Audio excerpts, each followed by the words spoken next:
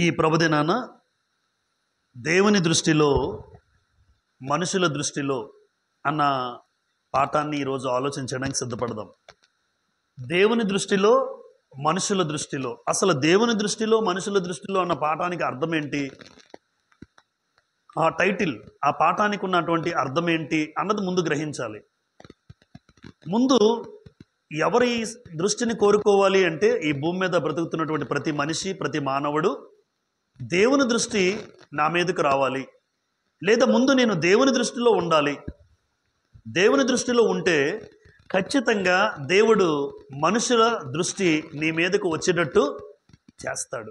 చాలా ప్రాముఖ్యమైనది. మనందరం దేనికోసం వెంపర్లాడుతూ అంటారు ఎక్కువ మంది, ఆ మనిషి నన్ను చూడాలి, నేను చేస్తుంటే ఆ మనిషి నన్ను చూసి నన్ను పొగడాలి, నేను అందరికీ గొప్పగా కనబడాలి. అంటే మనుషుల దృష్టికి ఉన్నవాళ్ళు లేరనుకుంటున్నారా? ఈరోజు అనేక మంది అధికారుల దగ్గర పాలిష్ చేస్తూ ఉంటారు. పాలిష్ అన్న మాటకి అర్థం ఏంటంటే వాళ్ళకి కిందన ఉంటే వాళ్ళకి ఏది నచ్చితే అది చెయ్యాలి.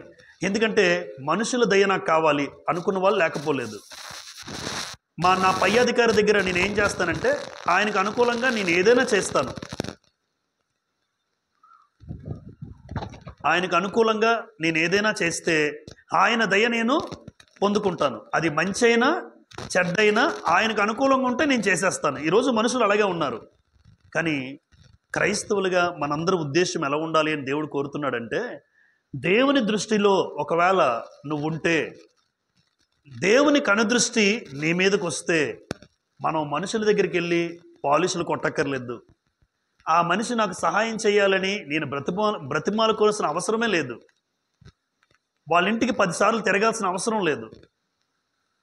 ఈరోజు మనుషుల దృష్టి మీద ఉన్నటువంటి ఆలోచన, దేవుని దృష్టి నా మీదకి వచ్చినట్టుగా నేను బ్రతుకుతున్నానా అన్నది ప్రశ్న.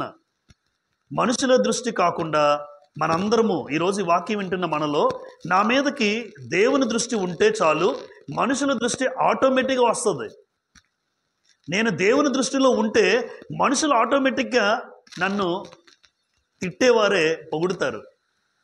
పొగిడే వాళ్ళు ఉన్నారు ఈ రోజున, నన్ను దూషించే వాళ్ళే ఈరోజు పొగుడుతున్నారు. నా మీద ఒక మాట అన్న వాళ్ళే ఈరోజు అందరికీ కూడా గొప్పగా చెప్పుకుంటున్నారు. అంటే ఒకవేళ మనుషుల దృష్టిలోనే నేను ఉండిపోతే ఈరోజు దేవుని దృష్టి నా మీదకు రాదు. కానీ దేవుని దృష్టిలో నేను ఎంచబడితే దేవుని దృష్టిలో ఉన్న వ్యక్తి మీదకి మనుషుల దృష్టి దేవుడే మారుస్తాడు ఖచ్చితంగా. ఈరోజు కొంతమంది జీవితాలను ఇక్కడ రాశాను మీ కళ్ళెదుట. ఇక్కడ దేవుడు ఏం కోరుతున్నాడు అంటే, మానవులందరూ కూడా 2 విషయాలు గమనించాలి. ఇక్కడ 2 మాటలు చూడండి. ఒకటేమో దయ అన్నాడు, 2 సత్యము. దయ సత్యము. ఈ దయా సత్యము కంఠభూషణంగా ధరించుకోండి. కంఠభూషణం అంటే నెక్లెస్లు వేసుకుంటారు అక్కలు చెల్లెళ్ళు, వేసుకోవచ్చు. నెక్లెస్ వేసుకున్నా, ఒక తాడు వేసుకున్నా, చైన్స్ వేసుకున్నా, కంఠభూషణంగా వాటికంటే ప్రాముఖ్యంగా దేవుడు ఏం చెప్తున్నాడంటే, నీ కంఠానికి ధరించుకోవాల్సినవి దయ, 2 సత్యము. ఈ దయా సత్యము నీలో గనుక ఉంటే నువ్వు దేవుని దృష్టిలో మనుషుల దృష్టిలో మంచివాడు అనిపించుకుంటావు అన్నాడు. చూడండి, సామెతల గ్రంథం 3వ అధ్యాయం.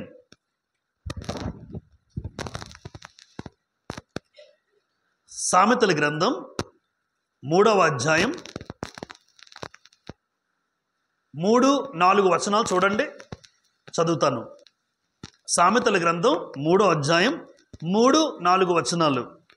దయను సత్యమును ఎన్నడను నిన్ను విడిచిపోనీయకుము. ఏది విడిచిపెట్టకూడదు?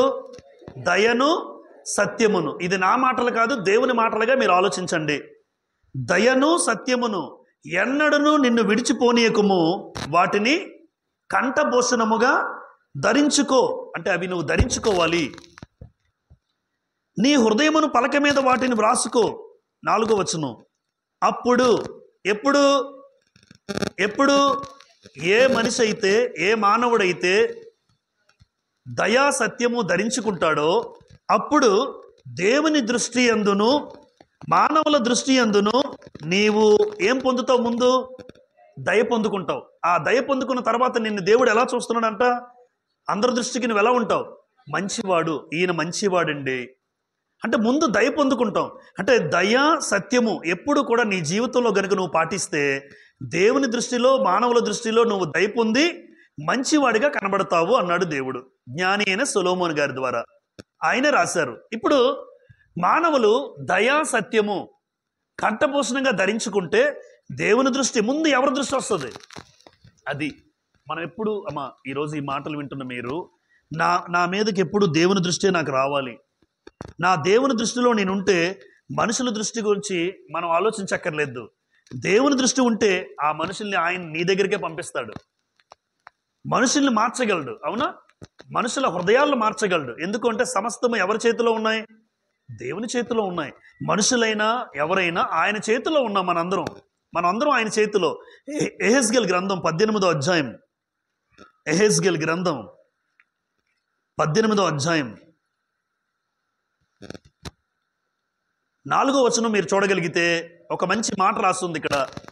ఎహెజ్కేలు 18:4లో మనుషులందరూ నా వశములో ఉన్నారు, తండ్రులేమి కుమారులేమి అందరూ నా వశములో ఉన్నారు. ఆ మాట చూసారమ్మా? మనుషులందరూ ఎవరి వశంలో ఉన్నారు? అంతే. ఈరోజు నేను మీరు ఎవరైనా దేవుని వశంలో ఉన్నారు. ఆయన చేతిలో ఉన్నాం మనందరం. ఆయన చేతిలో ఆయన వశంలో ఉన్నట్టు నువ్వు నిన్ను ఎలాగైనా తిప్పగలడు దేవుడు, నిన్ను ఎలాగైనా మార్చగలడు. సామెతల గ్రంథం 21వ అధ్యాయం, సామెతల గ్రంథం 21వ అధ్యాయం మొదటి వచనం చూడండి. 21:1లో యెహోవా చేతిలో రాజు హృదయం నీటి కాలువల వలె ఉన్నది, ఆయన తన చిత్తవృత్తి చొప్పున దానిని త్రిప్పును. రాజులను సైతం తిప్పగలడు దేవుడు. రాజులను కూడా మార్చగలడు. రాజు హృదయాన్ని కూడా మార్చగలడు. మీ అందరికీ మాదీయ పారసీక రాజ్యం అనేది చరిత్రలో ఉంది. ఆ చరిత్రలో కోరేషు అని ఒక రాజు ఉంటాడు. ఆ కోరేషు వాస్తవానికి దేవుడిని నమ్ముకోలేదు. కానీ దేవుడిని నమ్ముకోకపోయినా కోరేషు మనసును దేవుడు ప్రేరేపించి నా ప్రజలను యూదులను నువ్వు పంపించాలి. కోరేషు నువ్వు రాజువే, నా ప్రజలను పంపించేసే అంటే దేవుని మాటలకు ఒక అన్యుడైన రాజు మారిపోతాడు. పంపిస్తానయ్యా, నువ్వు చెప్పావు కదా పంపిస్తానంటాడు. అంటే దేవుని నమ్ముకున్నా నమ్ముకోకపోయినా మనుషులందరూ ఎవరి వశంలో ఉన్నారు? ఆయన వశంలో ఉన్నారు. మనుషులను మార్చగలడు. కాబట్టి ఎవరి దృష్టి కోసం నేను ప్రయత్నం చేయాలి? అంతే. వీళ్ళు చూసినా చూడకపోయినా, వీళ్ళు నన్ను పట్టించుకోకపోయినా దేవుని దృష్టిలో నేనుంటే నాకు ఏది అవసరమో, ఏ మనుషుల ద్వారా ఏది అవసరమో ఆ మనుషులు వచ్చి చేసేటట్టుగా దేవుడు చేస్తాడు. ఆ మనుషులు సహకరించేటట్టుగా దేవుడు చేస్తాడు. కాబట్టి ఈరోజు దేవుని యొక్క దృష్టిలో మనుషుల దృష్టిలో అంటే ఉద్దేశం ఏంటో రాశాను చూడండి. దేవుని దృష్టిలో నీ ఉంటే మనుషుల దయను, అంతే, మనుషుల దయ కోసం మీరు పరిగెత్తొద్దు. ఆ మనిషి ఏదో చేస్తాడని మీరు ఆశపడద్దు. మనుషుల సహాయం ఏమన్నారు? వ్యర్థం అన్నాడు దేవుడు. అంటే డైరెక్ట్గా నేను మనిషి దగ్గరికి వెళ్ళకూడదు. అయ్యా నా పరిస్థితి ఆయనతో ముందు చెప్పుకుంటే ఆయన కనుదృష్టి నీ మీదకి వస్తే ఆ మనిషి వల్ల సహాయం పొందినట్టుగా మనల్ని చేస్తాడు. చూడండి, చాలామందికి మీరు సహాయం చేస్తారు, మనందరం సహాయం చేస్తున్నాం అంటే ఆ వ్యక్తిని బట్టి కాదు, దేవుని బట్టి. దేవుని ప్రేమతో అరే ఈ వ్యక్తికి ఎంతైనా ఇవ్వాలరా అని మీకు అనిపిస్తుంటుంది. ఆ టైంకి మీరు ఇచ్చారనుకోండి, మనం అనుకున్న నా బుద్ధి కాదు ఇది, దేవునిలో ఉన్నావు గనుక దేవుని దృష్టి ఆ వ్యక్తి మీదకి వచ్చి నిన్ను ప్రేరేపిస్తాడు. సహాయం చేయొచ్చు కదా. అందుకు మనం చేస్తుంటాం కొన్నిసార్లు సహాయాలు. అది నాకు వచ్చిన బుద్ధి అయితే కాదు, నాకంత మంచి బుద్ధి లేదు. దేవుని దృష్టి నా మీదకి వచ్చింది కాబట్టి నన్ను ప్రేరేపించి ఆ వ్యక్తి అలా ఉన్నాడు, చూస్తే ఎలాగుండగలవు, నీకున్నది ఇవ్వరా అంటాడు నన్ను. అలాగేనయ్యా, ఆ దృష్టి నాకు పొందుకుంటే మనుషుల మీద నేను ప్రేమ చూపించగలను. కాబట్టి ఈరోజు ఇక్కడ ఉన్నటువంటి ఒక అద్భుతమైనటువంటి 4 సందర్భాలు. ఈ 4 సందర్భాలలో దేవుని దృష్టి కోసం వాళ్ళకి తెలియకుండా దేవుని దృష్టిలో ఉంటే వారి మీదకి ఎవరి దృష్టి వచ్చింది తెలుసమ్మా?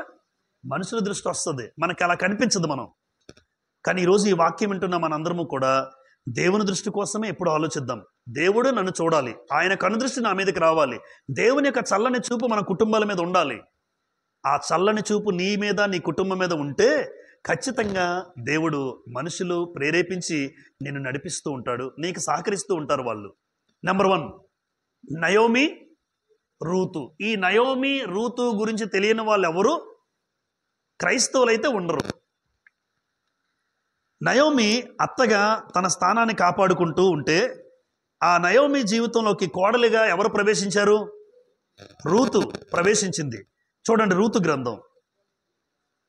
గ్రంథం నయోమి తన జీవితంలోకి ఎప్పుడైతే కోడలిగా ప్రవేశించిందో రూతు, భర్త చనిపోయాడు, కొడుకులైన మహలోను కిల్యోను కూడా చనిపోయారు. నిజంగా నయోమి విధవరాలయ్యింది. విధవరాలు అన్న మాటకు తెలుసు కదా, విధవరాలు అంటే ఇంకా ఆవిడికి దిక్కు లేదు, దిక్కు తోచని స్థితిలో, నిస్సహాయ స్థితిలో విధవరాలిగా మిగిలిపోయిన నయోమి దగ్గర ఇద్దరే కోడళ్ళు ఉన్నారు. ఆ ఇద్దరు కోడళ్ళు కూడా పిలిచింది, మాట్లాడింది, మీరు మీ అమ్మ వాళ్ళ ఇంటికి వెళ్ళిపోయి యవ్వనంలో ఉన్నారు, మరలా పెళ్లి చేసుకోండి, మీకంటూ ఒక జీవితాలు ఉంటాయని ఒక అత్త చెప్పింది. ఎవరైనా చెప్తారా? జనరల్గా కొడుకు చనిపోతే నాతో ఉండు, నాకెవరు సేవ చేస్తారు అని అన్న అత్తలే ఉంటారు జనరల్గా. ఆవిడ ఆల్రెడీ వృద్ధాప్యంలో ఉన్న అత్త విషయంలో అత్త చూడండి ఎలా అంటుందో, మీకంటూ ఒక జీవితం ఉంది తల్లి, మీరు మీ అమ్మ వాళ్ళ ఇంటికి వెళ్ళి మీరు వివాహం చేసుకుని బిడ్డలను కనండి, మీరు సంతోషంగా ఉండండి అంటే మరి నువ్వు అక్కడ చూడండి, స్వార్థం అనేది లేదు నా అత్తలో స్వార్థం లేదు, మీరు గమనించండి చెప్తున్నప్పుడు. కానీ వాళ్ళిద్దరిని 14 వచనం చదివేద్దాం నేరుగా. 1వ అధ్యాయం 14లో లేదా 12 చూడండి ముందు. నా కుమార్తెలారా తిరిగి వెళ్ళిపోండి. 14 వారు ఎలుగెత్తి ఏడవగా ఓర్ప తన అత్తను ముద్దు పెట్టుకొనెను, రూతు ఆమెను హత్తుకొనెను. ముద్దు పెట్టుకుందంటే సెండ్ ఆఫ్ అనమాట, వెళ్ళిపోద్ది ఈవిడ. హత్తుకుందంటే అత్తతో ఉండడానికి ఇష్టపడింది. కాబట్టి వార్ప రూతు ఇద్దరు కోడళ్ళు. ఒక కోడలు ఏడ్చింది, ఇష్టపడింది అత్తని, కానీ అత్త వెళ్ళిపోమంటే ఆ నిర్ణయానికి కట్టుబడి వెళ్ళిపోయింది. ఒక ఆమె తనతో ఉండడానికి ఇష్టపడిపోయింది. ఇక్కడ నయోమిలో నిజంగా చూడండి, నయోమి ఒక అత్తగా తన పాత్రను పోషించి కోడళ్ళు విధవరాలుగా ఉండడం ఎందుకు, నా జీవితం ఎలాగా అయిపోయింది, వారి జీవితాలను బాగుంటాయని పంపించేస్తుంది. అయితే నయోమి అత్తగా ఉన్న తన స్థితిలో రూతు మనసులో దయ పుట్టింది. రూతు మనసులో అనిపించిందంటే, ముసలిది ఏం చేసుకుంటుంది, ముసలిది ఆ ముసలావిడ ఏం చేసుకోగలదు, ఏం సంపాదించుకోగలదు, ఏం తినగలదు అని ఆలోచించినటువంటి రూతు, నయోమిపై రూతు దయ చూపిస్తే అది ఎవరు చూశారు? దేవుడు చూశాడు. అంటే నయోమి వృద్ధాప్యంలో ఉంది, తన పనులు తను చేసుకోలేదు, కష్టపడలేదు. ఈ వయసులో నేను వెళ్ళి పెళ్లి చేసుకుని సంతోషించవచ్చు. వాస్తవానికి రూతు గారికి కోరికలు ఉన్నాయి, సంతోషించవచ్చు. కానీ ఒకటే ఆలోచించింది, తన జీవితంలో అత్తను విడిచిపెట్టి ఉండకుండా అత్త మీద దయ చూపించే మనస్తత్వం కలిగినటువంటి రూతును నిజంగా ఎవరు చూశారు అంటే దేవుడు చూశాడు. అది దేవుని కనుదృష్టిలోకి వచ్చింది. మనం అనుకోం అలాగా.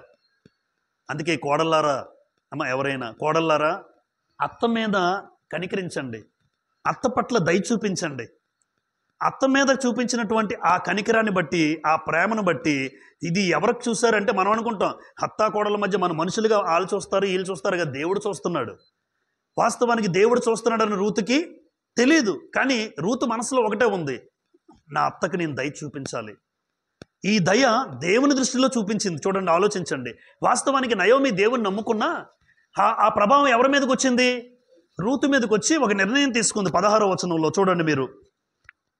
అందుకు రూతు, నా వెంబడి రావద్దనియు నన్ను విడిచిపెట్టమనియు నన్ను బతిమాలు కొనవద్దు, నీవు వెళ్ళు చోటకే నేను వచ్చేదను, నీవు నివసించే చోటనే నేను నివసించేదను, నీ జనమే నా జనము, నీ దేవుడే నా దేవుడు. అంటే రూతు తీర్మానం చేసుకున్న పరిస్థితి మీకు అర్థమైతే అత్త ప్రభావం ఎవరి మీదకి వచ్చిందమ్మా? కోడల మీదకి వచ్చింది. చూసారా అత్తలారా, నిజంగా మన భక్తి ప్రభావం కోడల మీద పడాలి. ఒక ఇంట్లో ఉంటే, ఒక అత్తగా మీరుంటే నీ భక్తి నీ కోడల మీదకి రావాలి. వాస్తవానికి రూతు మోయాబీయురాలు, దేవుడు ఎవరో తెలియదు ఆవిడికి. కానీ దేవుడు ఎవరో తెలిసేటట్టుగా ఎవరు బతికుండాలి, ఎవరు బతికుండొచ్చు? నయోమి బ్రతికుంది. కాబట్టి నీ దేవుడే నా దేవుడు, నీ జనమే నా జనం. నువ్వెక్కడ ఉంటావో నేను అక్కడే ఉంటాను, నువ్వెక్కడ పాతి పెట్టబడతావో నేను అక్కడే పాతి పెట్టబడతానంటే మరి నీ దేవతలందరూ దేవతలు కాదనే కదా ఉద్దేశం. నిజంగా మీ దేవుడు అంటే అత్త ఎంత గొప్పగా బ్రతికిందో మీరు అర్థం చేసుకోవాలి. నయోమి తన భక్తిని కోడల మీద ప్రభావం చూపించింది. అలాంటి కోడలు ఒక నిర్ణయం తీసుకుని ఒక రకంగా దయ చూపించింది. అలా అని రూతు దయ చూపించడమే కాదు, ఆ దేవుణ్ణి కూడా తెలుసుకుంది. ఇప్పుడు చూడండి, ఇక్కడ దయను సత్యమును నిన్ను విడిచిపోకూడదు. ఇప్పుడు రూతు ఏం చూపించింది? దయ. సత్యవంతుడైన దేవుణ్ణి తెలుసుకుంది. అంటే ఏ దేవుడు నిజమైన వాడు? తనకున్న దేవతల ఈ దేవుడా అంటే సత్యాన్ని తెలుసుకుంది. చూడండి, నయోమిపై దయ చూపించింది, సత్యాన్ని తెలుసుకుంది. ఏంటి సత్యం? నిజ దేవుణ్ణి అంగీకరించింది. ఎప్పుడైతే దయా సత్యము రెండు వచ్చాయో ఆ మనిషి మీదకి ఎవరి దృష్టి వస్తుందో తెలుసమ్మా? దేవుని దృష్టి వస్తుంది ముందు. దేవుని దృష్టిలో ఉన్నటువంటి రూతు మీదకి తర్వాత మోడుబారిన జీవితం, ఎందుకు పనికిరాని జీవితం, విలువలేని జీవితం, అలాంటి విలువలేని మోడుబారినటువంటి రూతు జీవితాన్ని దేవుడు ఎవరిని ప్రేరేపించాడో తెలుసా? బోయజును ప్రేరేపించాడు. ఇప్పుడు బోయజు రూతుపై చూపించేది ఏంటంటే అది మనుషుల దృష్టి. చూడండి, 2వ అధ్యాయం రూతు గ్రంథం 2వ అధ్యాయం 2వ వచనం.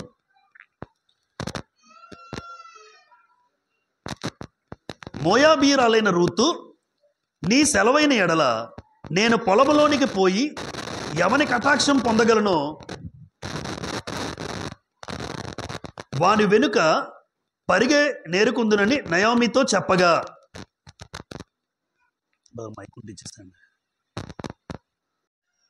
రూతు గ్రంథం 2:2లో మోయాబీయురాలైన రూతు, నీ సెలవైన ఎడల నేను పొలములోనికి పోయి ఎవని కటాక్షం పొందగలను అంటుంది. ఇప్పుడు ఆశ్చర్యకరం ఏంటంటే ఈవిడ ఎవరి దృష్టి ఆలోచించింది? దేవుని దృష్టిలో ఉందని రూతుకు తెలియదు.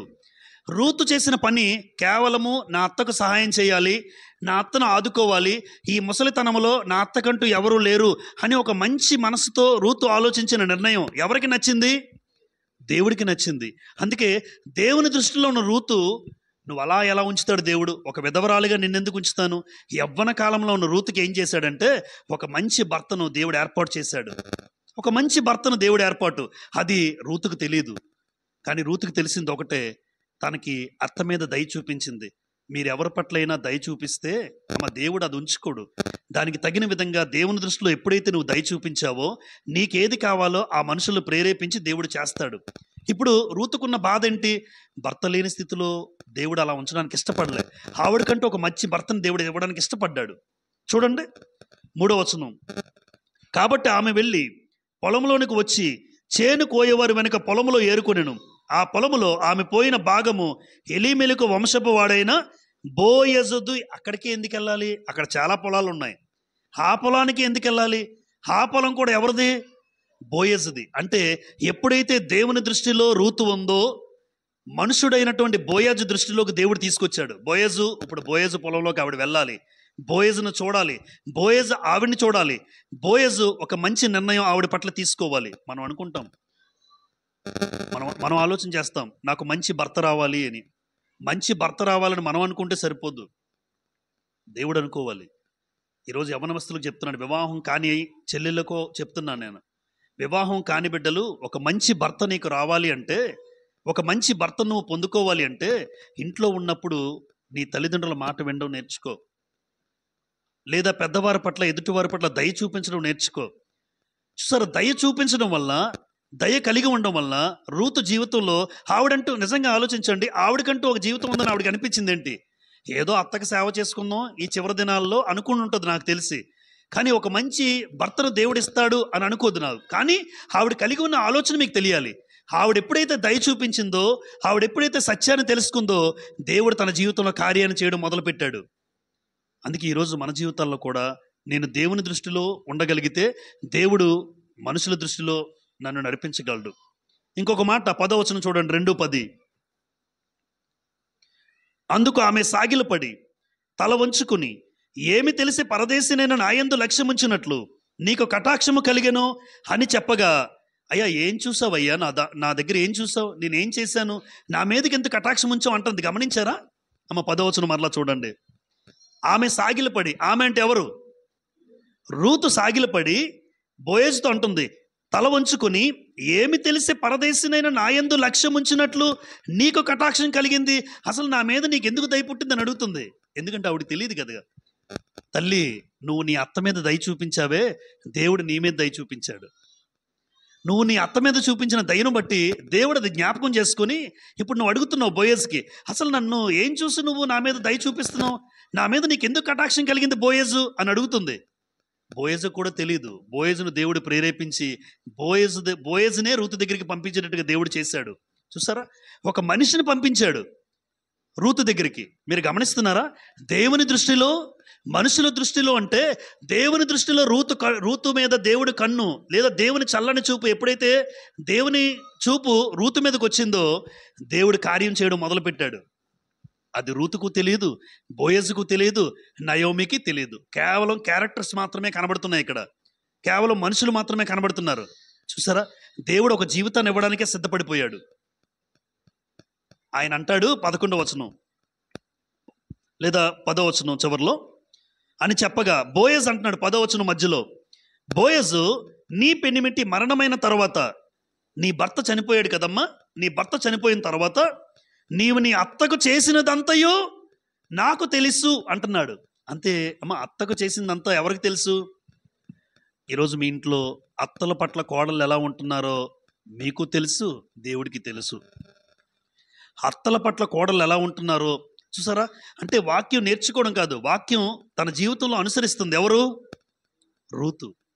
అత్తకు చేసిందంతా నాకు తెలుసు అంటే బోయజ్ ఎవరో తెలియదు, ఎక్కడో ఉన్నాడు, కానీ ఆయనకి ఎలా తెలుసు? పలుమంది మాట్లాడుకుంటారు, ఆ అత్త దగ్గర ఆ కోడలు ఎంత అద్భుతంగా పెరుగుతుందో, ఆ అత్తను ఎంత బాగా చూసుకుంటుందో. నువ్వు నీ అత్తకు చూసుకుందంతా కూడా బయట చాలామంది మాట్లాడుకుంటున్నారమ్మా, అవన్నీ నేను విన్నాను, అది నేను విన్నాను, అందుకే నీ మీద నేను కటాక్షం చూపగలుగుతున్నాను అన్నాడు. కానీ ఇందులో ఎవరి ప్రమేయం ఉందో వాళ్ళు ఎవరికీ తెలియదు. కనుక దేవుని దృష్టిలో నువ్వు దయ పొంది సత్యాన్ని తెలుసుకొని దేవుని పట్ల ఆ దయను నీ అత్త మీద చూపించావు కాబట్టి నన్ను ప్రేరేపించి, నిజంగా బోయజును ప్రేరేపించి బోయజు రూతు మీద దృష్టి పెట్టేటట్టుగా దేవుడు చేశాడండి. అందుకే ఇక్కడ చూడండి, బోయజ్ అంటున్నాడు నీ అత్తకు చేసింది నాకు తెలుసు. అత్తా కోడలు ఎప్పుడు కూడా అమ్మ, అత్తా కోడలు ఉంటే ఇక్కడ అత్తా కోడలు ఇరువురిలో కూడా ఏముండాలి? ఎప్పుడు వాక్యం ఉండాలి. నిజం, వాక్యం ఉండాలంటే కంఠస్థ వాక్యాలండి మాకు రావండి కాదు.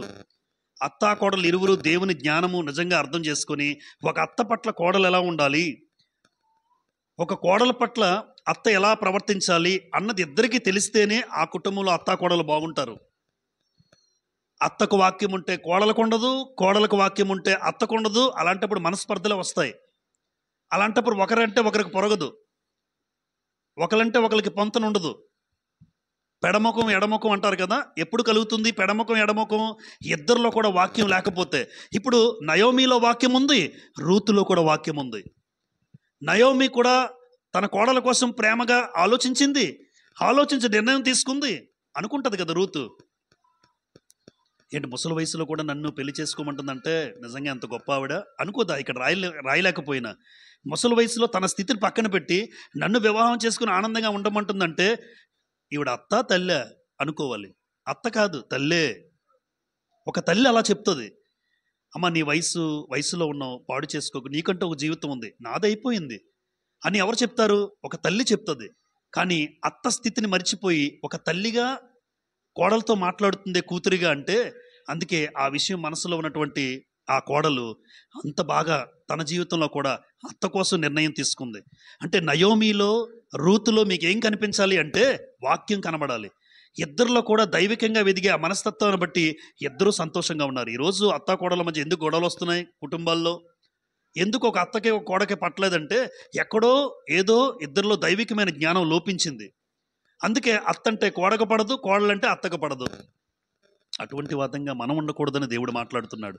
అటువంటి విధంగా మన దృష్టి రాకూడదు, మనం అలా ఉండకూడదు. ఈరోజు అత్తా కోడళ్ళందరికీ కూడా నేను ప్రేమపూర్వకంగా చెప్పేది ఒకటే, అది ఎవరైనా సరే ఇక్కడ ఉన్నవాళ్ళు ఇద్దరిలో కూడా వాక్యం ఉంటేనే. రోమపత్రికలో ఒక మాట ఉంది, మీరు తర్వాత రాసుకొని చూడండి. రోమపత్రిక 1:28లో మరియు వారు మనసులో దేవునికి చోటివ్వలేదు గనుక చేయరాని కార్యాలు చేయుటకు దేవుడు వారిని భ్రష్ట మనస్సుకు అప్పగించాడు. అంటే మనసులో ఎవరికి చోటివ్వలేదు? దేవునికి చోటివ్వకపోతే ఏ కార్యాలు చేస్తారట?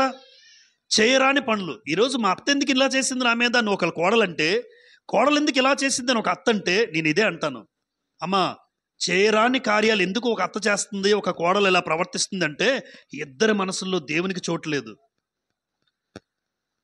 నయోమి, రూతు మీరు జీవితాన్ని చదవండి. ఇద్దరు మనసులో దేవునికి చోటిచ్చారు. అటు ఆవిడ ఇచ్చింది, ఈవిడ ఇచ్చారు.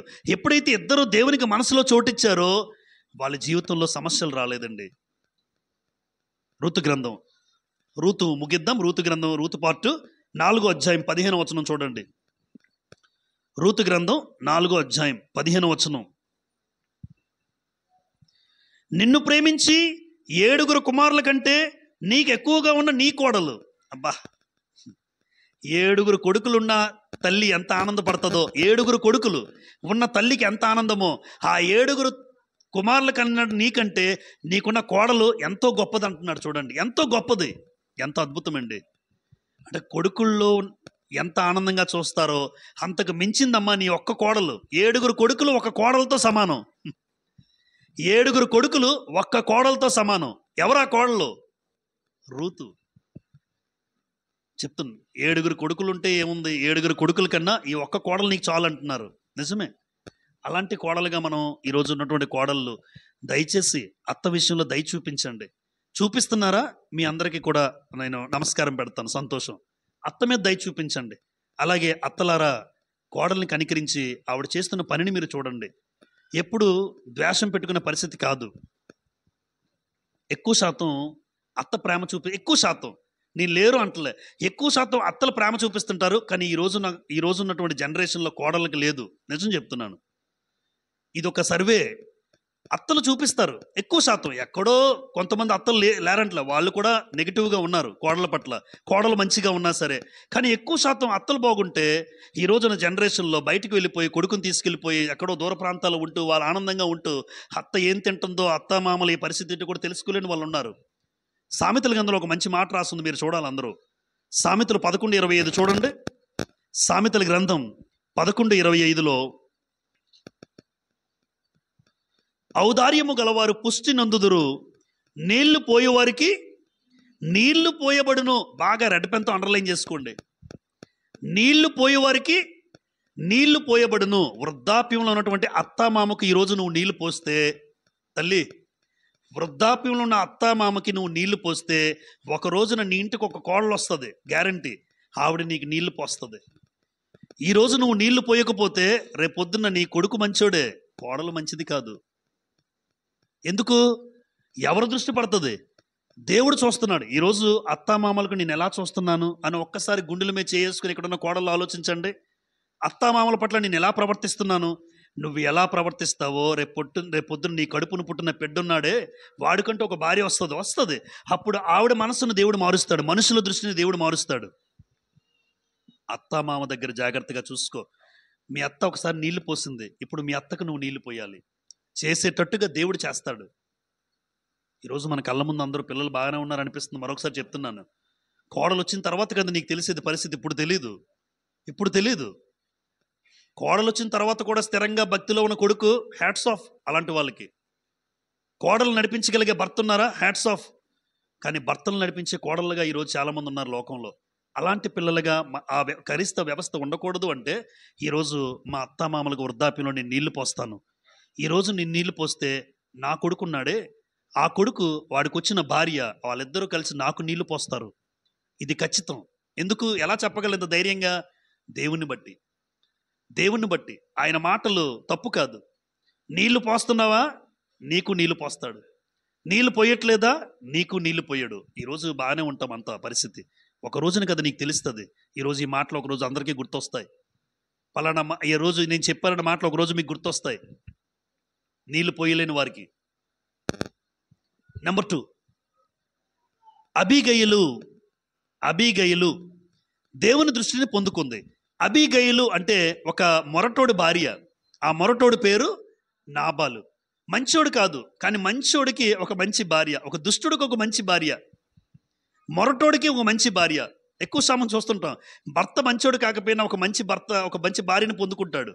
ఇప్పుడు నాబాలు మంచోడు కాదు, వాస్తవానికి కనికర స్వభావం లేనివాడు, ఆస్తిపరుడు, అంతస్తులు అన్నీ ఉన్నాయి, భాగ్యవంతుడు. అయితే దేవుడు అబీగయలు విషయంలో ఏమని దయ చూపించాడో మీరు చూడాలి. మొదటి సమూయేలు గ్రంథం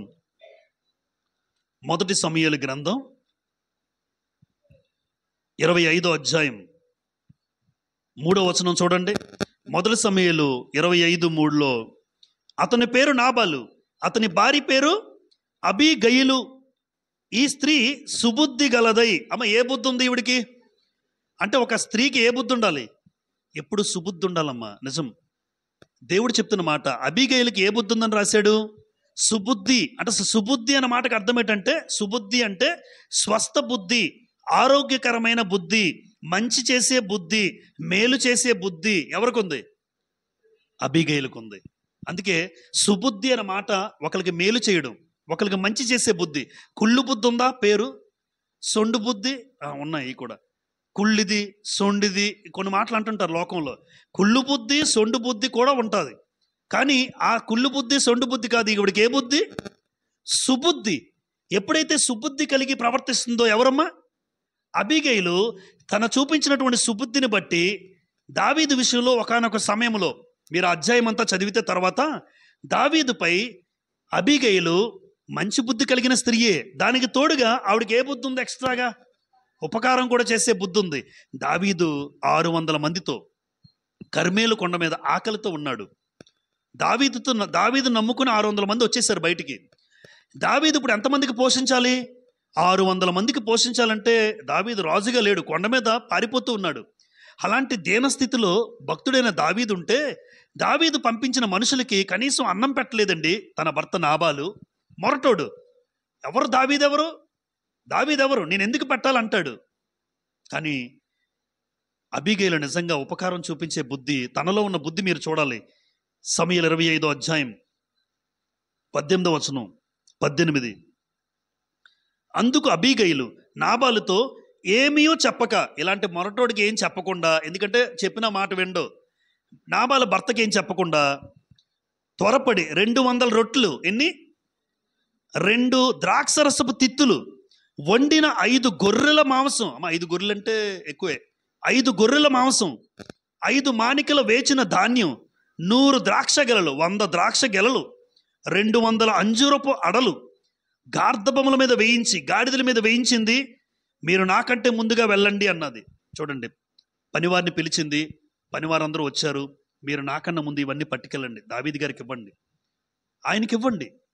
అంటే మంచి బుద్ధి ఉండడంతో పాటు ఉపకారం చేసే బుద్ధి కూడా ఎప్పుడైతే అబీగయిలు ఉంది, ఇదంతా ఎవరు చూస్తున్నారు చెప్పండి ఇప్పుడు? అంతే, దేవుని దృష్టిలో ఎప్పుడు ఇదే పాఠం. దేవుని దృష్టిలో ఈవిడ చేసింది. అబీగయిలు ఏమని అనుకుందా? దేవుడు చూస్తున్నాడు అని అబీగయిలుకి తెలియదు. మనం చేసే ఏ పనైనా కూడా నువ్వు మంచి మనసుతో ఒకరికి మేలు చేస్తే, ఒకరికి మంచి చేస్తే, నువ్వు అనుకుంటావు, వాళ్ళు నన్ను గుర్తించలేదు, వీళ్ళు నన్ను పొగడలేదు, అరే ఎంత చేసినా నన్ను పట్టించుకోలేదు. వీళ్ళు పట్టించుకోరు. ఎవరు పట్టించుకున్నవాడో ఆయన పట్టించుకుంటాడు. అది మనకు చాలు. ఎప్పుడు ఏ సమయానికి నువ్వు కావాలో అది చేస్తాడు. ఈరోజు అందరూ ఈ మాటలు వింటున్నారు కదా. మీరు ఏదైతే చేస్తున్నారో అది ఎక్కడికి మంచి ఎప్పుడూ పోదు. మీరు చేసిన సహాయం, మీరు చేసిన మేలు ఊరకనే ఉండదు. ఈరోజు మీరు ఎవరికైనా చెయ్యండి, ఏ రోజున నువ్వు పొందుకోవాలో ఆ రోజు దేవుడు అది నువ్వు పొందుకునేటట్టు చేస్తాడు, గ్యారంటీ. ఇప్పుడు అబీగయిలు విషయంలో ఏదైతే చేసిందో ఆ మేలు విషయంలో 23 అక్కడే అబీగయిలు దావీదును కనుగొని గార్ధం మీద నుండి త్వరగా దిగింది. దావీదునకు సాష్టాంగ నమస్కారం చేసి అతని పాదములు పట్టుకుని అంటుంది. దావీదును చూసింది. ముందు పనులు 4 మంది పట్టుకెళ్ళారు, ఇచ్చేసారు సామాన్లన్నీ, తిండి అవన్నీ ఇచ్చారు. ఈవిడ చూసింది, గాడిద మించి కిందకి దిగింది, దావీదు మీద కాళ్ళ మీద పడింది, పాదాలు పట్టుకుంది. అయ్యా, ఇగో నీ కోసం పంపించాను, దయచేసి నా భర్తను వదిలిపెట్టు. ఈవిడ చేసిన పని సామెతల గ్రంథం 13వ అధ్యాయం. ఇక్కడ విడిచిపెట్టద్దు, ఇక్కడ విడిచిపెట్టద్దు. సామెతలు 13వ అధ్యాయం, సామెతలు 13వ అధ్యాయం 15వ వచనం చూడండి.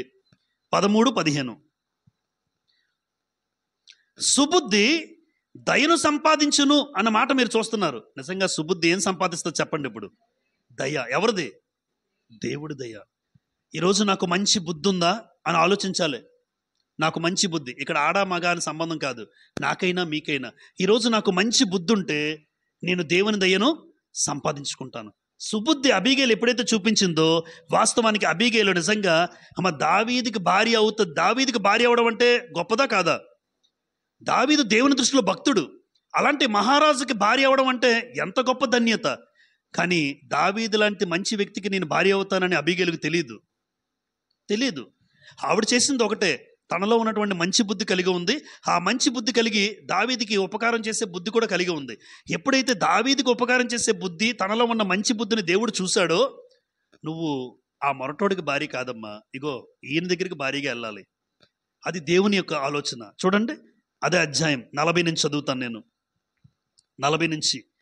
దావీదు సేవకులు కర్మేలున్న అబీగైల్ నొద్దకు వచ్చి, దావీదు మమ్మను పిలిచి నిన్ను పెండ్లు చేసుకుంటకై తోడుకుంటూ రండి అని పంపిననగా. ఏంటి, దావీదు నన్ను పెళ్లి చేసుకోవడం ఏంటి? షాక్ అయి ఉంటుంది ఇవిడ. దావీదు ఎలాంటోడు, అంత గొప్పోడికి నేను భార్య, అసలు నాకు యోగ్యత లేదని అనుకుని ఉండొచ్చు. అమ్మా, నీ యోగ్యత అంతా దేవుడు చూసేశాడు, నీ భక్తి అంతా దేవుడు చూసేశాడు, నీ మంచి బుద్ధి దేవుడు కనుదృష్టిలో పడింది, ఆయన చల్లని చూపు నీ మీదకి వచ్చింది. చూసారమ్మా, దేవుని కనుదృష్టిలో అబీగైలు ఉంది. ఇప్పుడు 42లో, త్వరగా లేచి గార్దబ్ మీద ఎక్కి తన వెనుక నడుచుచున్న 5 పనికెత్తులతో కూడా దావీదు పంపిన దూతల వెంబడి రాగా, దావీదు ఆమెను పెండ్లు చేసుకొనెను. ఒక ఉన్నతుడైనటువంటి ఒక భక్తిపరుడు దావీదు, దేవునికి ఇష్టానుసారుడైన మనుషుని పెళ్లి చేసుకున్న ధన్యత అబీగైలుకు దక్కింది. అంత గొప్ప యోగ్యతలోకి తీసుకెళ్ళాడు దేవుడు. కారణం, దేవుని దృష్టిలో ఆవిడ బుద్ధి, ఆవిడ చేసిన ఉపకారం, ఈ రెండు దేవుని దృష్టిలో ఉన్నాయి. ఇప్పుడు దావీదు అబీగైలుపై ఏం చూపించాడు? మనుషుల దృష్టి చూపించాడు. ఇప్పుడు దావీదుకి దేవుడు చెప్పలే, కానీ ప్రేరేపించి దావీదే అబీగైలు మీద చూసేటట్టుగా, నువ్వు అబీగైల్ని పెళ్లి చేసుకునేటట్టుగా దావీదును దేవుడు ప్రేరేపించాడు. అది మనుషుల దృష్టి. ఆవిడ చేసింది దేవుని దృష్టిలో చూశాడు. మనుషుడైన దావీదు అబీగైలు మీద ప్రేమ పుట్టేటట్టుగా అబీగైలును పెళ్లి చేసుకునే పరిస్థితి తీసుకొచ్చాడు. అంటే ఎంత గొప్ప ధన్యతలోకి వెళ్ళారు. సుబుద్ధి దేవుని దయను సంపాదించుకుంటావు. నెంబర్ 3, మొర్దెకై ఎస్తేరు గురించి మనందరికీ బాగా తెలుసు. ఇప్పుడు మొర్దెకై ఎస్తేరు చూసినప్పుడు, మొర్దెకై వాస్తవానికి ఎస్తేరు చెల్లెలు అవుతుంది. అన్నా చెల్లెలు వాళ్ళు, అంటే వాళ్ళ వయసును బట్టి, గ్రంథాన్ని బట్టి వాళ్ళ అన్నా చెల్లెలు. పినతండ్రి అంటే చిన్న అన్న, అంటే తన కూతురుగా. నిజంగా ఆలోచించండి, పినతండ్రిగా మాట్లాడినా వాళ్ళ అన్నదమ్ములుగా, అన్నా చెల్లెలుగా కనబడతారు. అలాంటి మొర్దెకై వయసును బట్టి పెద్దోడు, కానీ ఆమె చిన్నది. అందుకోసం తన కూతురుగా భావించి తన కూతురుగానే పెంచాడు, పినతండ్రిగానే పెంచాడు. ఎస్తేరు గ్రంథం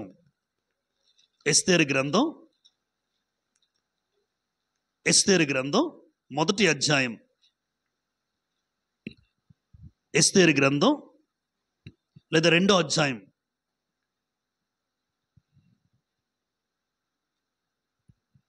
7వ వచనం. తన పినతండ్రి కుమార్తె అయినా, పినతండ్రి కుమార్తె అన్నాడు అంటే పినతండ్రి ఎవరు? చిన్నాన్న కూతురేనా? అంటే ఏమవుతుంది? ఆయనకి చెల్లి అవుతుంది. తన పినతండ్రి కుమార్తె అయిన హదస్సా అను ఎస్తేరు తల్లిదండ్రులు లేనిదై ఉండగా అతడు ఆమెను పెంచుకొనెను. తల్లిదండ్రులు లేని వాళ్ళని ఎవరండి పెంచుకుంటారు ఈ రోజున? తల్లిదండ్రులు లేని పిల్లల్ని ఎవరండి పెంచుకుంటారు? భారం కదా. కానీ తల్లిదండ్రులు లేకపోయినా మొర్దెకై ఏం చేశాడు? ఎస్తేరుని ఏం చేశాడు? పెంచుకున్నాడు. అంటే ఎస్తేరుపై మొర్దెకై ఏం చూపించాడు? ఇది ఎవరు చూశారు? అది దేవుడు చూశాడు. కానీ మొర్దెకై స్టేటస్ చివరిలో ఏముంటుందో మొర్దెకైకి తెలుసా? ప్రధానమంత్రి అవుతాడని మొర్దెకైకి కూడా తెలియదు. తను ఒక మంచి స్థాయిలో దేవుడు ఉంచుతాడని మొర్దెకైకి తెలియదు. కానీ మొర్దెకైకి తెలిసింది ఒకటే, అనాథ పిల్లని ఆదరిద్దాం, దానికి ఆ పిల్లకంటూ ఒక భవిష్యత్తు ఇద్దాం, పెంచుదాం, పోషిద్దాం. చూసారా ఆ మనసు? చూడండి, ఆ మంచి మనస్సు చూసినటువంటి దేవుడు నిన్ను అలా ఎందుకు ఉంచుతాడు? మొర్దెకై, నీ స్థాయి పెరుగుతుంది. ఈరోజు నువ్వు స్థాయి చిన్నదై ఉండొచ్చు నీకు. ఈరోజు నీ పరిస్థితి ఒక గేట్ దగ్గర వాచ్మెన్ చేసే పని మొర్దెకై. ఇది వాస్తవానికి ఒక వాచ్మెన్గా ఉన్నటువంటి వ్యక్తిని ప్రధానమంత్రి హోదాలో ఎవరైనా అనుకుంటారా? కారణం ఏంటంటే మొర్దెకై యొక్క మంచితనం, మొర్దెకై యొక్క మనస్తత్వం. చూడండి, తల్లిదండ్రులు లేని దాన్ని పెంచుకుందాం అనుకున్నాడు. 10వ వచనం. లేదంటే కిందకి చదువుతాను, 7వ వచనం. ఆమె అందమైన రూపము, సుందరముఖము గలదే ఉండెను. ఆమె తల్లిదండ్రులు మరణం పొందిన తరువాత మొర్దెకై ఆమెను తన కుమార్తెగా స్వీకరించాడు. తల్లిదండ్రులు లేకపోయిన తర్వాత ఎలా స్వీకరించాడు? ఆ పిల్లని కుమార్తెగా స్వీకరించాడు. ఆ మనస్తత్వం ఉన్నటువంటి మొర్దెకైని ఎవరు చూశారంటే దేవుడు చూశాడు. అమ్మ, దేవుడు అన్నీ చూస్తాడు. ఈరోజు మీ జీవితాల్లో మీరు ఎక్కడికి వెళ్తున్నారు, ఎవరి పట్ల ఎలా ప్రవర్తిస్తున్నారు, ఎవరితో వ్యవహరిస్తున్నారు, మీ ప్రవర్తన ఏంటి, మీ మాటలు ఏంటి, అందరినీ గమనిస్తున్నాడు దేవుడు.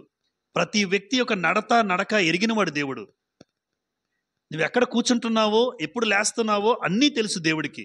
ఇప్పుడు మొర్దెకైని కూడా నేను అనుకుంటాను, మొర్దెకై కూడా ఎస్తేరు వైపు, ఆ ఎస్తేరుని తల్లిదండ్రులు లేని ఆ ఎస్తేరుని చూడాలి, తను పెంచాలి, తను పోషించాలి, ఒక స్థితికి అమ్మాయిని తీసుకురావాలి అని మొర్దెకై అనుకున్నాడే. ఇది ఎవరి దృష్టి పడింది? దేవుని దృష్టి. ఇప్పుడు కొన్ని సంవత్సరాలు గతించిపోయాయి, కొన్ని రోజులు గడిచాయి, కొన్ని నెలలు గడిచాయి. రెండో అధ్యాయంలోనే 20వ వచనం, ఎస్తేరు మొర్దెకై యొక్క పోషణమందున్న కాలమున చేసినట్టుగానే ఇప్పుడును అతని మాటకు ఆమె లోబడుచుండెను. గనుక మొర్దెకై తనకు ఆజ్ఞాపించిన ప్రకారము ఎస్తేరు తన జాతినైనను తన వంశమునైనను తెలియజేయలేదు. అందరూ చూడండి, ఎస్తేరు రాణి అయిపోయింది. ఎస్తేరు రాణిగా ఆ గృహములో, లేదంటే అహష్వేరోషు దగ్గరికి ఒక భార్యగా చేరింది. ఇప్పుడు రాణి అయినటువంటి ఎస్తేరు చీపుగా చూసిందమ్మా మొర్దెకైని. గేటు వాచ్మెన్ అనుకోలే.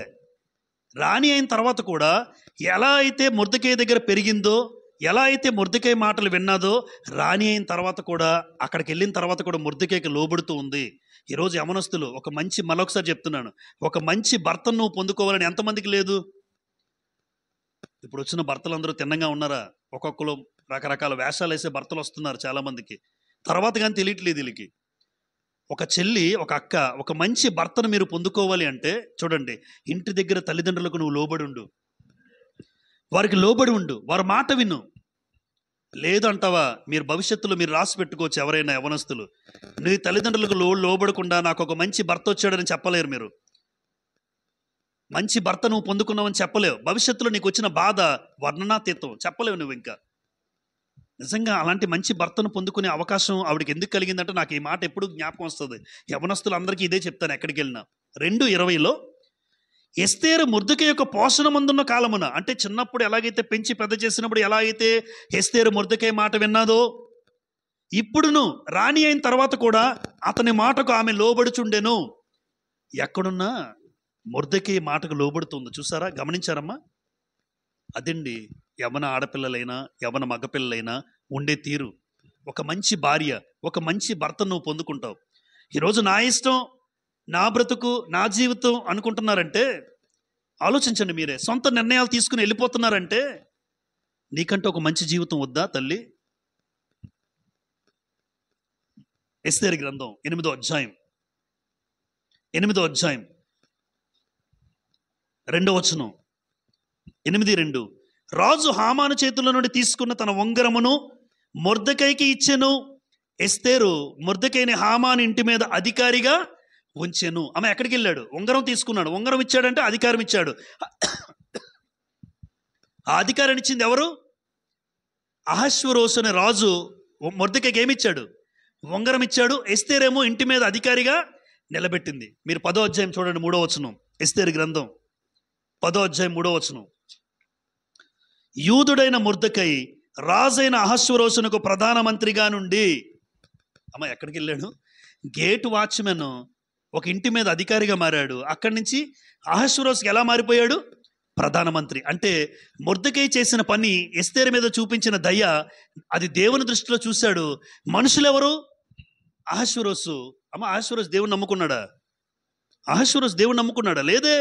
కానీ అహష్వేరోషు చేతుల మీదుగా మొర్దెకైని ఎలా నిలబెట్టాడు తెలుసా? ఒక ప్రధానమంత్రిగా అహష్వేరోషే చేశాడు. అంటే మనుషుల దృష్టిలో వీళ్ళు ప్రేరేపించాడు దేవుడు. మొర్దెకై రాజు ప్రధానమంత్రి అవ్వాలి. ఒకటేనండి, ఎప్పుడు ఇదే మనకి ఈరోజు పాఠమంతా విన్నప్పుడు మీకు చివరి కేసుకి ఏమర్థం అవ్వాలి? దేవుని దృష్టే మనకు ప్రాముఖ్యం. మనుషుల్ని ప్రేరేపించింది ఆయన చూసుకుంటాడు. అంతేగాని మనుషుల దగ్గరికి వెళ్ళిపోయి అయ్యా చేస్తారా చెయ్యరా, చేస్తారా చెయ్యరా అని వీళ్ళు బతిమాలుకుంటే పని అవ్వదు. ముందు ప్రార్థన, ముందు దేవుని దగ్గర, ఆయన దగ్గర మోకరిల్లి, ఆయన వైపు, ఆయన కనుదృష్టి నా మీదకి వస్తే ఖచ్చితంగా మనుషుల్ని ప్రేరేపించాడు.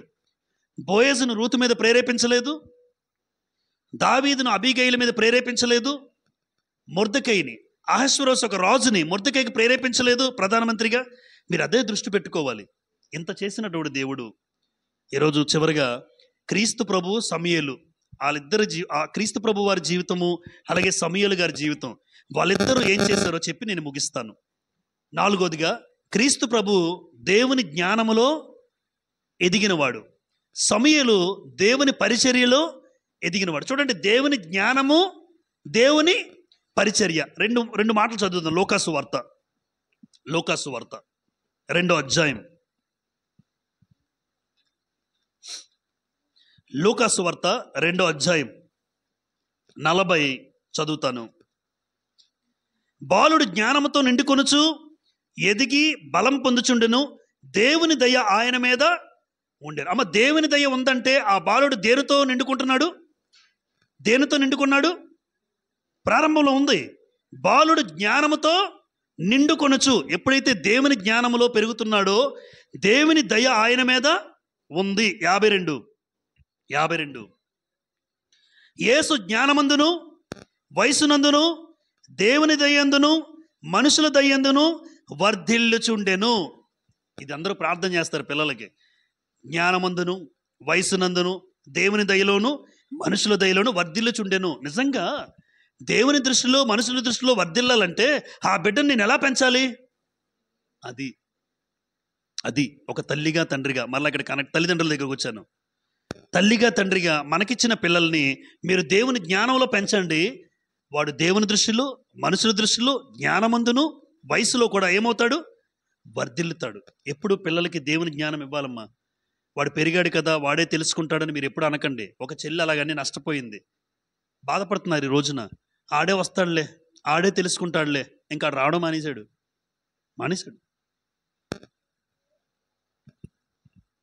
మనం దగ్గరుండి జాగ్రత్తగా పిల్లల భవిష్యత్తు అంతా కోరుకుంటారు కదా. ఒక తల్లిగా తండ్రిగా వాళ్ళకంటే ఒక మంచి భవిష్యత్తు ఇవ్వాలి అనుకుంటారు.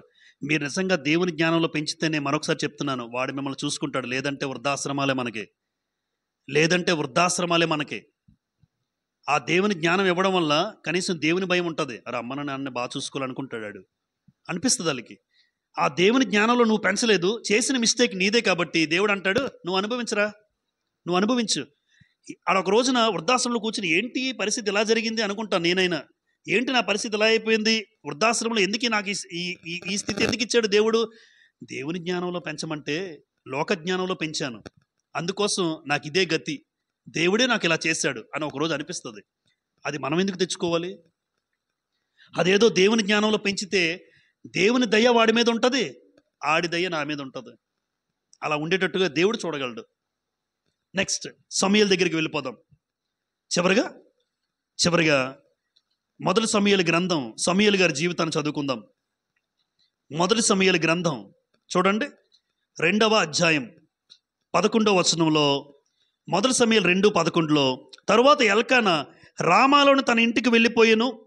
అయితే ఆ బాలుడు యాజకుడైన ఏలీ ఎదుట యెహోవాకు పరిచర్య చేయుచుండెను.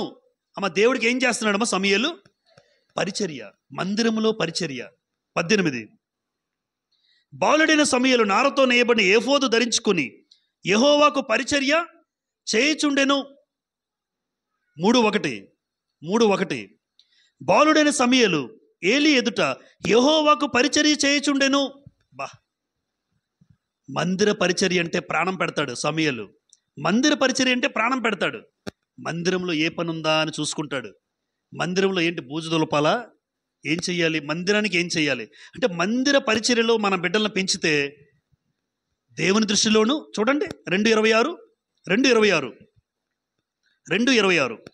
బాలుడగు సమూయేలు ఇంకను ఎదుగుచు యెహోవా దయందును మనుషుల దయందును వర్ధిల్లుచుండెను.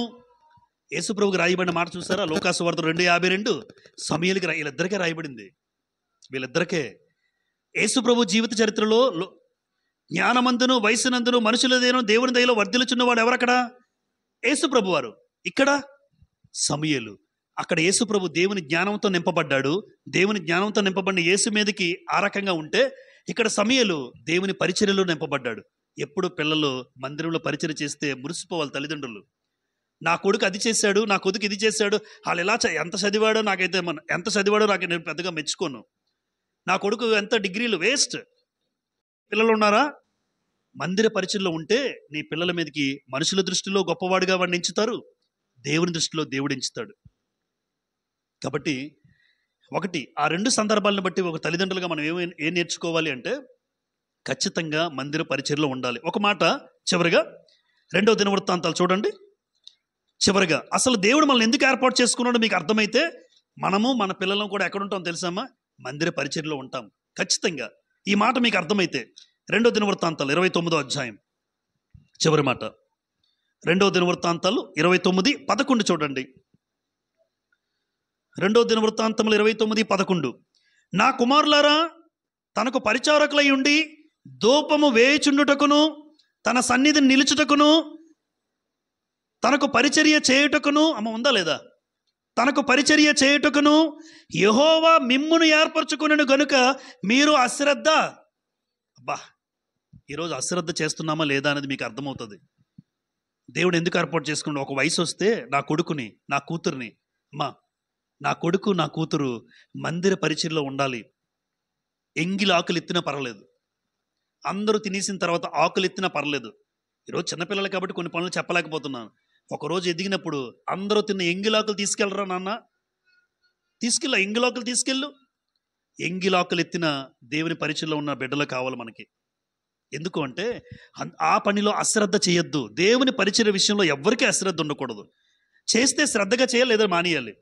ఏదైనా పని చేస్తామంటే వాళ్ళు చేయట్లేదు వీళ్ళు చేయట్లేదు అని అనుకోకర్లేదు. నాకెవరు చెప్పాలమ్మా వాక్యం గురించి, నాకెవరు చెప్పక్కర్లే. ఎవరు వచ్చినా రాకపోయినా నాకు ఇచ్చిన బాధ్యతని నెరవేరుస్తాను అంతే.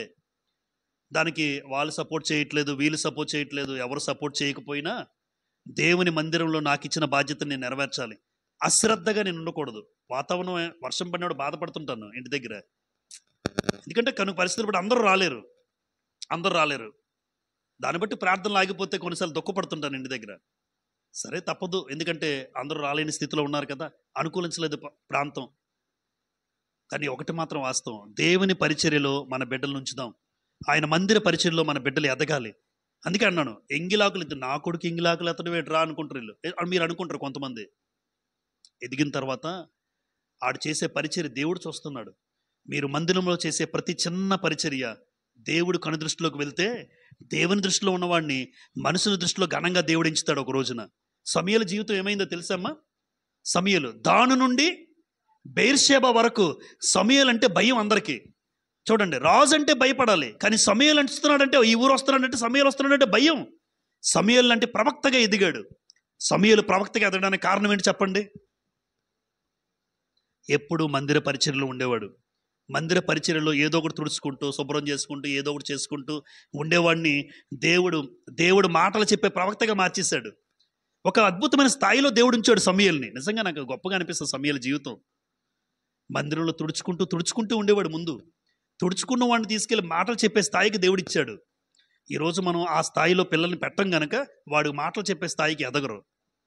ఏ చిన్న పని చేసినా సంతోషపడే తల్లిదండ్రులుగా ఉండాలి. మరి ముఖ్యంగా దేవుని యొక్క మహోన్నతని విద్యను అందిద్దాం. ఆ బైబిల్, ఆ దేవుని జ్ఞానంలో పిల్లల్ని అందిద్దాం. చూసారు కదా, ఇవన్నీ కూడా దేవుని దృష్టిలో మనుషుల దృష్టిలో. ఎప్పుడు దేవుని దృష్టిలో నువ్వు ఉంటే మనుషుల దయను నువ్వు పొందుకోగలవు. అంతేగాని మనుషుల దయ కోసం మనం ఏది చేయొద్దు. నన్ను గొప్పగా ఎంచాలని ఎప్పుడూ కోరుకోవద్దు. వాళ్ళు ఎంచినా ఎంచకపోయినా ఎంచేవాడు ఒకడున్నాడు. నీకు జీవితాన్ని చూసేవాడు ఒక ఆయన ఉన్నాడు. ఆయన కనుదృష్టిలో మంచి పనులు చేసుకుంటూ వెళ్దాం. అత్తా కోడల విషయంలో మీరు విన్నారు. భార్య ఒక అద్భుతమైన స్త్రీని ఎలా ఒక స్థాయిలో దేవుడు పెట్టాడో అబీగేలు జీవితం చూసాము. అలాగే నిష్కారణంగా, లేదంటే ఏమంటారు, నిష్కపటంగా నువ్వు చేసే ప్రతి మంచి పనికి దేవుడు చూస్తున్నాడు. ఒక మనిషిలో గుర్తించకపోయినా, ఈరోజు మనుషులు గుర్తించకపోతే బాధపడతారు కొంతమంది. కానీ ఎప్పుడు గుర్తుపెట్టుకోవాల్సింది ఏంటంటే, నువ్వు ఎంత తిరుగుతున్నా దేవుడు చూస్తున్నాడు. నువ్వు మందిరం కోసం ఎంత ప్రయాసపడుతున్నావు దేవుడు చూస్తున్నాడు. దానికి తగిన ప్రతిఫలం ఒక రోజు నువ్వు పొందుకుంటావు. ఓపికతో మీ అందరికీ ప్రభుపేట వందనాలు చెల్లిస్తూ ఉన్నాను. ఎప్పుడు దేవుని దృష్టిలోనే మనం ఉండాలని హృదయపూర్వకంగా కోరుకుంటూ మీ అందరికీ వందనములు.